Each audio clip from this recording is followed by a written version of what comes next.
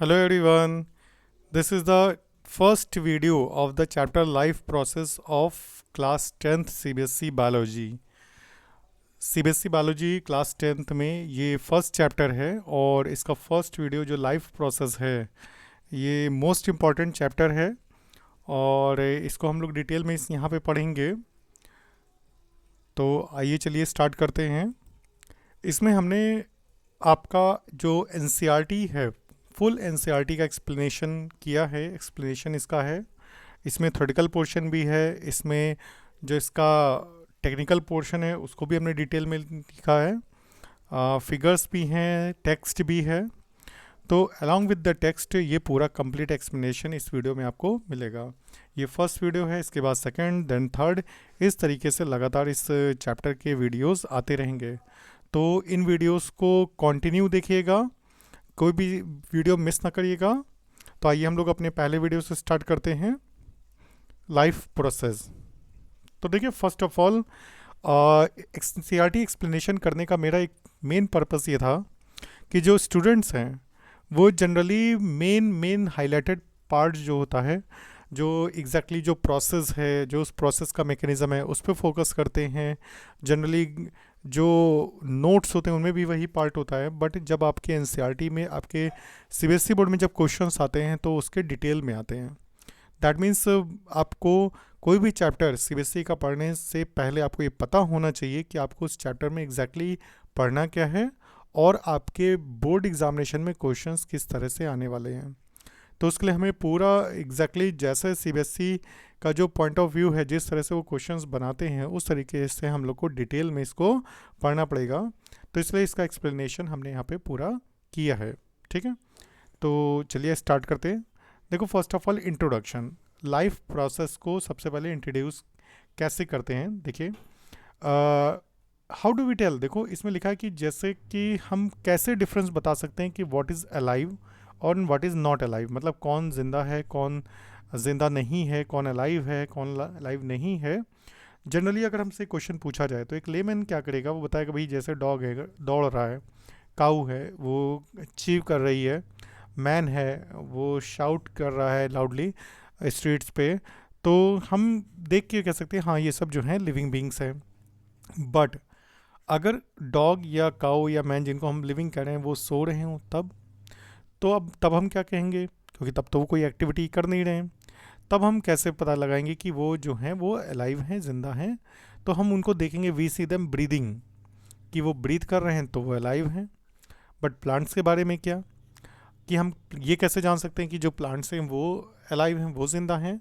तो हम ये कह सकते हैं, क्वेश्चन अगर इन केस कोई पूछता है तो हम सिंपल कहेंगे कि भाई प्लांट्स हैं, ग्रीन हैं, और ग्रीन है इसका मतलब है कि ये लिविंग हैं, अभी हरे भरे हैं प्लांट्स, तो वो लिविंग है। But what about plants those whose leaves of colours other than green, मतलब उन प्लांट्स का क्या जिनकी जो लीव्स होती हैं वो ग्रीन कलर के अलावा डिफरेंट कलर्स की होती हैं। तो दैट मीन्स कि वो ग्रो करते हैं, जो प्लांट्स ग्रो कर रहे हैं, जो कॉन्टिन्यूसली बने हुए हैं, वो अलाइव हैं। ठीक है, बट जो ग्रोथ है, एक तरीके से हम ये कहेंगे कि जनरली हम जो वर्ड्स, मतलब एग्जाम्पल अगर कहेंगे कोई, जैसे कोई अलाइव वर्ड जनरली हम सोचेंगे कि किसी तरह का मूवमेंट, कोई मूवमेंट हो रहा हो, कोई ग्रोथ हो रही हो, मतलब एक ऐसा एविडेंस हो जिससे लगे कि वो ज़िंदा हैं। बट अब जैसे प्लांट की हम बात कर रहे थे कि हमने कहा अभी कि इसमें जो ग्रोथ है इसकी वो विजिबल नहीं होती, क्योंकि प्लांट्स में ग्रोथ बहुत धीरे होती है। अब प्लांट से ग्रो कर रहा है, बट उसको कैसे हम कह सकते हैं कि वो अभी भी अलाइव है। भाई एनिमल्स हैं वो तो ब्रीथ कर सकते हैं, और अगर विजिबल मूवमेंट भी नहीं कर रहे हैं तो भी वो अगर ब्रीथ कर रहे हैं तो हमें पता चल जाएगा कि वो अलाइव हैं। So using visible movement as the defining characteristics of life is not enough. तो अगर हम कह दें कि जो ऑर्गेनिजम्स हैं जो मूव कर रहे हैं, जो जिनका मूवमेंट दिख रहा है, वो लाइफ लिविंग है, बट वो सफिशेंट नहीं है। क्यों? क्योंकि अगर हम मूवमेंट्स की बात करें तो मूवमेंट्स बहुत ही छोटे लेवल पे भी होते हैं, जो हमारी आई, जो नेकेड आई है उससे इनविजिबल होते हैं। जैसे मॉलिक्यूल्स का मूवमेंट, फॉर एग्जांपल जैसे जो मॉलिकुलर मूवमेंट होता है, मतलब जो भी हमने देखा है कि कोई केमिकल रिएक्शन होते हैं, एटम्स होते हैं हमारी बॉडी में, मॉलिक्यूल्स, उनका जो मूवमेंट है, क्या मॉलिक्यूल्स का मूवमेंट ज़रूरी है लाइफ के लिए? तो अगर कोई भी प्रोफेशनल बायोलॉजिस्ट होगा या कोई भी अच्छा जानकार होगा वो कहेगा यस, ये बहुत ज़रूरी है मॉलिक्यूल्स का मूवमेंट, क्योंकि मॉलिक्यूल्स हमेशा डायनेमिक स्टेट में रहते हैं। ठीक है, अब हम जैसे वायरस की बात करें, वायरस जो है वो कोई उसमें मॉलिकुलर मूवमेंट नहीं दिखता। ठीक है, लेकिन जब तक वो किसी सेल को, लिविंग सेल को इन्फेक्ट नहीं करता। ठीक है, तो अब जब वो किसी लिविंग सेल को दिखे इफेक्ट करेगा तो हमें पता चल जाएगा कि हाँ वो जो है लिविंग है। तो दैट मीन्स वायरस के केस में एक कंट्रोवर्सी है कि whether it is a live और नॉट, कि मतलब वो एक्चुअली वायरस को हम लोग मानते हैं कि वो लिविंग और नॉन लिविंग के बीच का कनेक्टिंग लिंक है। बिकॉज जब तक वो किसी लिविंग सेल के बाहर रहता है तब तक वो जो होता है वो डेड रहता है, एक just like a dust particle. But जब वो किसी लिविंग सेल को इन्फेक्ट करता है तो वो लिविंग होता है।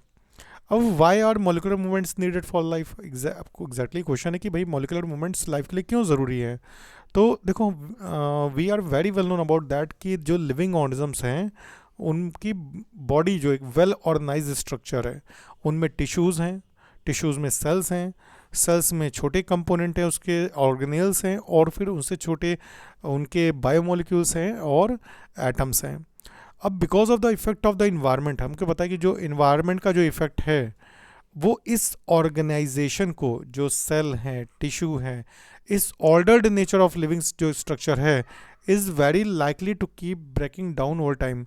तो इन्वायरमेंट का इफेक्ट क्या हो रहा है कि इन्वायरमेंट के इफेक्ट से जो ये हमारा स्ट्रक्चर है वो ब्रेक करता है। ब्रेक करता है मतलब दैट मीन्स कि वो हमेशा स्टैटिक नहीं रहेगा, वो आगे डिग्रेड भी करेगा। तो इन ऑफ ऑर्डर ब्रेक डाउन, अगर ये ऑर्डर ब्रेक हो गया मतलब सेल का, जो टिश्यू का, the organism will no longer alive, तो कोई भी ऑर्गेनिज्म जो है वो जिंदा नहीं रहेगा, लाइव नहीं रहेगा।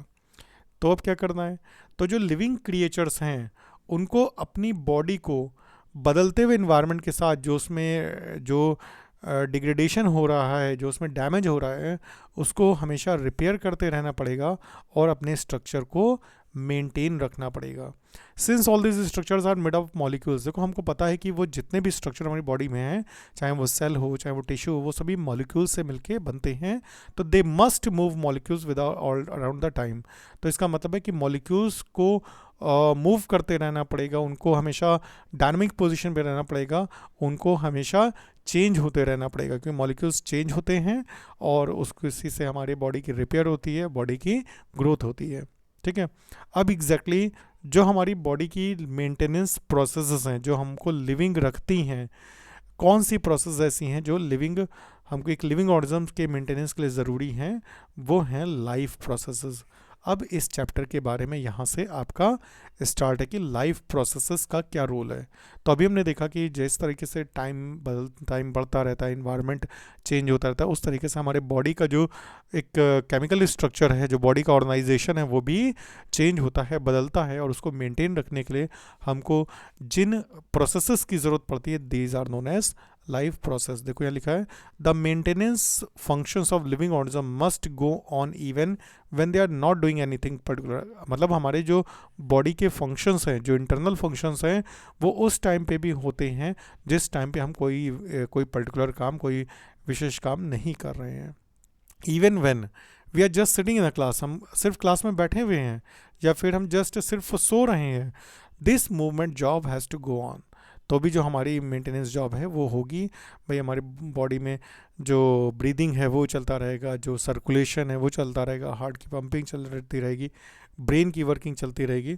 तो the process which together perform this maintenance job, और वो सारी प्रोसेसेस जो इस मेंटेनेंस जॉब को बना के रखती हैं, मतलब हमको लिविंग बना के रखती हैं, और वो सारी कहलाती हैं लाइफ प्रोसेसेस। तो अगर इनके डेफिनेशन भी पूछ सकता है तो आप इसका इस तरीके से आंसर दे सकते हैं। देखो, since this maintenance process are needed to prevent damage and breakdown, देखो जितनी भी मेंटेनेंस प्रोसेस हैं ये क्यों ज़रूरी हैं, जो हमारी बॉडी में डैमेज हो रहा है उसको, और जो ब्रेकडाउन हो रहा है उसको मेंटेन रखने के लिए, बचाने के लिए बॉडी को, उसके लिए एनर्जी भी चाहिए। ठीक है, मतलब जो इतनी मेंटेनेंस प्रोसेस है भाई, जो बचा रही है हमको डैमेज ब्रेकडाउन से, उसके लिए हमको एनर्जी की भी ज़रूरत पड़ेगी।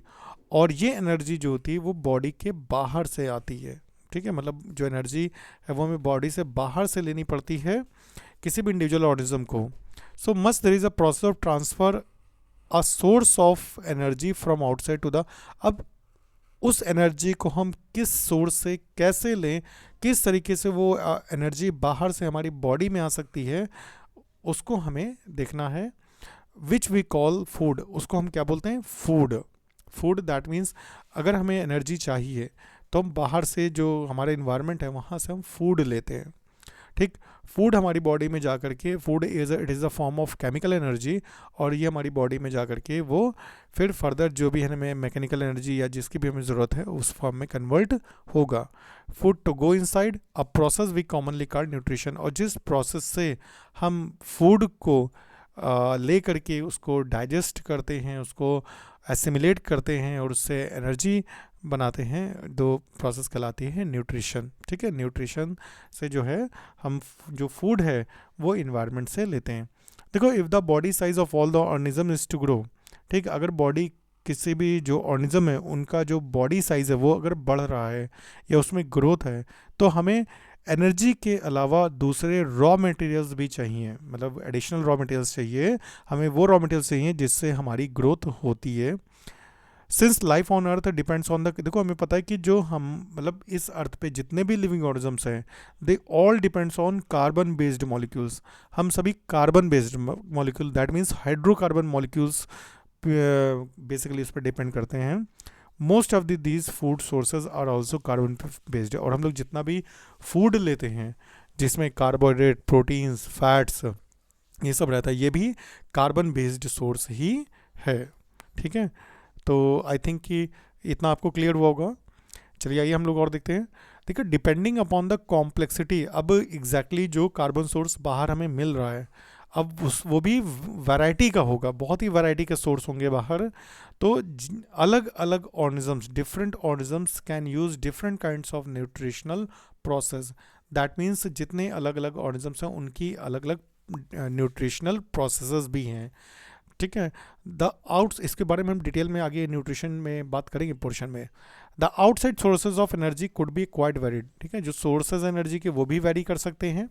Since the environment is not under the control of the individual organism, क्योंकि जो इन्वायरमेंट है वो किसी एक ऑर्गेनिज्म के लिए नहीं चलता है, वो इन्वायरमेंट एक इंडिपेंडेंट यूनिट है, वो बदल रही है, और उसी के अकॉर्डिंग जो ऑर्गेनिजम्स हैं उनको अपने आप को अडेप्ट करना होता है।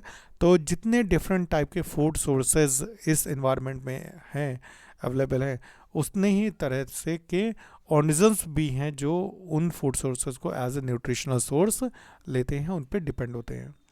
These sources of energy therefore need to be broken down, अब जो हम बाहर से फूड ले रहे हैं उसको ब्रेक करना ज़रूरी है, बिल्टअप इन द बॉडी, उसको बॉडी में सिंथेसिस करना ज़रूरी है। मतलब जो भी हम सोर्सेज जो एनर्जी के हैं उसके लिए हमें बहुत कुछ जो है ब्रेक करना होता है, मॉलिक्यूल, बहुत कुछ सिंथेसिस करनी होती है, and must be finally converted to a uniform source of energy, और फाइनली हमें उसको कन्वर्ट कर देना होता है uniform source of energy. That means हमें पता है कि एटीपी की फॉर्म में जो एनर्जी होती है वो हमारी बॉडी में बन जाती है।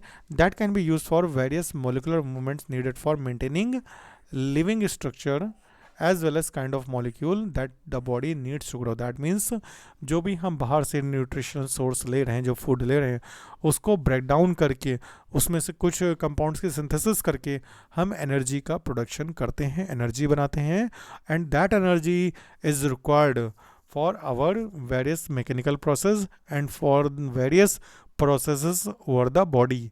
जो हमारी बॉडी की हैं बहुत सारी प्रोसेस, उनको चलाने के लिए, उनको परफॉर्म करने के लिए भी उस एनर्जी की ज़रूरत पड़ती है।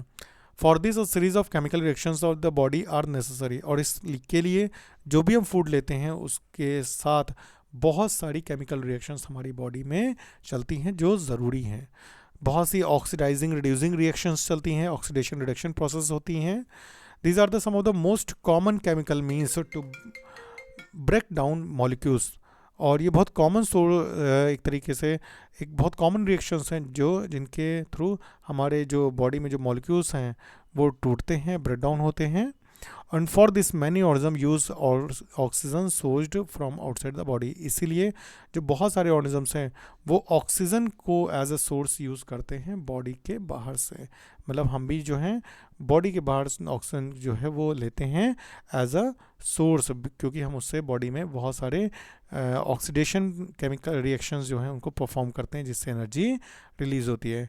The process of acquiring oxygen from outside the body. अब हम एग्जैक्टली देखते हैं जो ऑक्सीजन को बॉडी से बाहर लेने की जो प्रोसेस है, that to be use in the process breakdown, जिससे हम फूड सोर्सेज को ब्रेक डाउन करते हैं, उनको ऑक्सीडेशन करते हैं अपनी सेलुलर नीड्स के लिए, जो सेल की एनर्जी की ज़रूरतें हैं, that we call it respiration. उस प्रोसेस को बोलते हैं रेस्पिरेशन। दैट मीन्स अभी हम लोग ने न्यूट्रिशन जनरली देखा और भी हमने रेस्पिरेशन देखा।